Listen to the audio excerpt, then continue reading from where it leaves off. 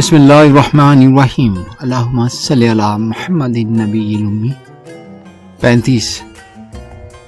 حضرت ابو ہریرہ رضی اللہ تعالیٰ عنہ فرماتے ہیں، میں نے حضور صلی اللہ علیہ وآلہ وسلم کو یہ کہتے سنا، آخری وقت میں ایسے لوگ ظاہر ہوں گے جو دنیا کو دین سے دھوکہ دیں گے۔ وہ لوگوں کو دکھانے کے لیے بھیڑ کی کھال کا نرم لباس پہنیں گے، ان کی زبانیں شہد سے زیادہ میٹھی ہوں گی مگر ان کے دل بھیڑیوں جیسے ہوں گے۔ اللہ فرمائے گا، کیا وہ مجھ سے دھوکے میں ہیں یا مجھے جرأت دکھا رہے ہیں؟ میں خود پر قسم کھاتا ہوں کہ میں ان پر انہی میں سے ایسا فتنہ برپا کروں گا جو ان میں حلیم طبیعت والے کو بھی حیران و سرگرداں کر چھوڑ دے گا۔